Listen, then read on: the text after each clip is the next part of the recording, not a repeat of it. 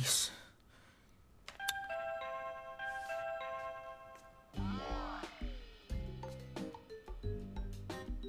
Anong problema niya?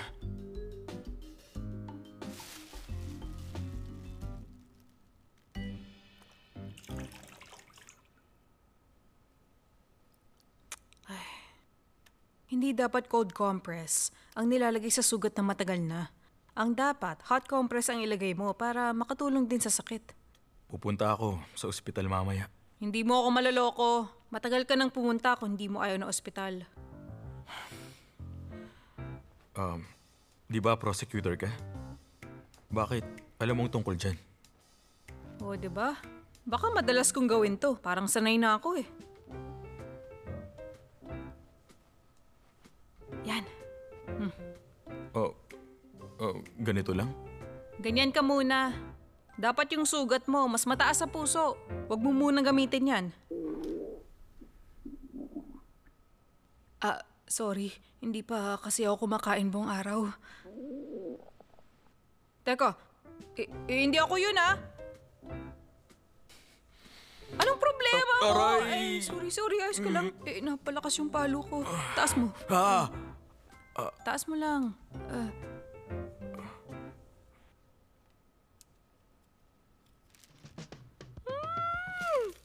Bahay ko to at saka ako yung nagugutom. Bakit yung gusto mong in-order mo? Gusto ko nang kumain ito kahit yung nasa ospital ako. At kapag nasaktan ang muscle mo, kailangan mo kumain ng ganito. Munti ka nang mamatay kaninang umaga at hindi mo alam kung sino may gawa nun. Pero kumakain ka ngayon ng jokbengi, ibang klase ka.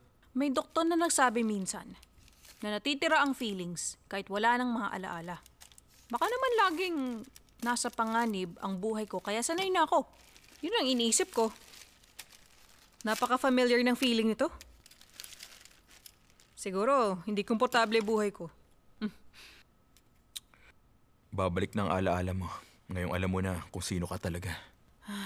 Sana nga, totoo yan eh. Kapag ang isang tao mahirap ang naging buhay, may naalala sila tungkol sa nakaraan na pwedeng maka-encourage o makapanatag ng loob nila. Wala na ako ng mga yun. Pakiramdam ko lahat ng tao nagdadrive ng SUV sa highway. Tapos ako tumatakbo na nakayapak sa pangit na kalye.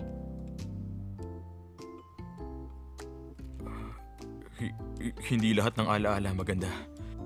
Marami kang magagawa kasi wala kang alaala.